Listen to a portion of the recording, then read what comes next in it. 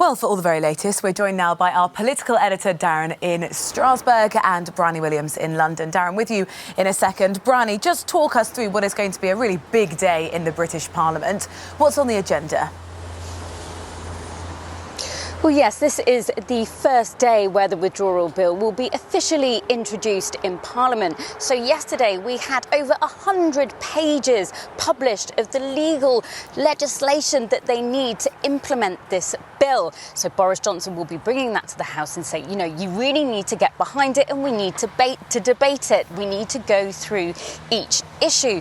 But the opposition politicians are saying this is 100 pages, more in fact. Usually, to pass anything of this size and this magnitude, you would need weeks, months, not days, which is what Boris Johnson is proposing, because he's also asking them to get behind this so-called programme motion, which is essentially a timetable to get this deal through. Bryony, as far as the Prime Minister is concerned, what would be a successful day come the end of the day?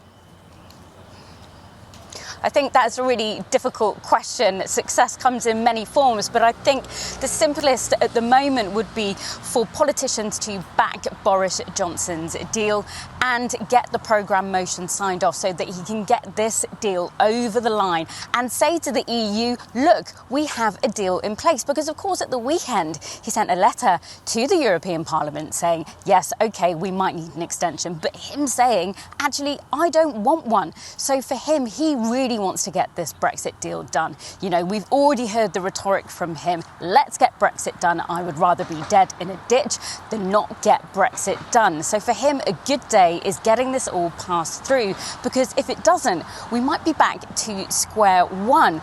Also, if he says to the European Union, look, I've got my deal, it's just not Parliament backing it, then the European Union might turn around and say, OK, well, we're not going to give you that extension. And so by default, we leave on October 31st with no deal in place. Or it could be that the extension's granted and we have a snap election. We've had many crunch points in this Brexit drama, but today I think you can really say that this is a crunch point for Boris Johnson. Thank you, Bryony. Listening to that is our political editor, Darren McCaffrey. Darren, we've just heard there what the Prime Minister's motives are. What are going to be the hurdles, the sticking points for him in getting his way today? Well, clearly the first one is on this idea of the programme motion. That is crucial if essentially Boris wants to leave on October 31st. It means that MPs commit themselves to a breakneck timetable. Now, it is entirely possible that MPs will not agree to that. Not just opposition MPs, but indeed some Conservatives too, Rosie, because they do recognise this is a significant piece of legislation. And having read it overnight, all 100 and whatever pages of it, they might have decided that actually they do need to scrutinise this properly. And then in addition to that, we could see, and we will see, amendments voted on, whether that be the possibility of a second referendum, will that be the possibility of a customs union being attached to this bill. And that, of course, would then delay the process yet again. And in addition to all of that, you've also got the House of Lords, who, if they really wanted, could really extend this process out. But Boris Johnson, the British Prime Minister, determined that Britain will leave on October 31st. All I will add today is a significant day in that it is, in fact, the first day that MPs will get a chance to decide whether they like this withdrawal agreement or not. We will get a proper sense of whether there is a majority or not, or indeed how big that majority is for Boris Johnson's bill. If he doesn't get a majority for that bill later on today, what can we expect next? Well, all hell will break loose, Rosie, because I think that means that, of course, the withdrawal agreement is essentially dead. Even if he does get a majority and there are lots of amendments made to it, for example, one on the customs union, which is possible. Well, that means the government may well pull that bill.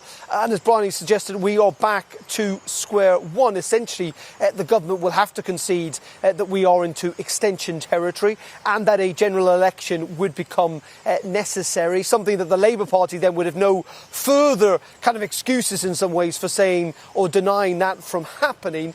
And that we would be looking at Britain staying inside the EU until October 31st. From the EU's point of view, of course, until actually next year. From the EU's point of view in all of this, they are watching and waiting to see what happens at Westminster. The Parliament met last night, the leaders of the Parliament, and they concluded that they are just going to wait, see what happens at Westminster, and if things go to plan in terms of Boris Johnson being able to get his bill through, that there will be an emergency session essentially of the European Parliament next week, because it also needs to ratify this withdrawal agreement in order for it to take effect.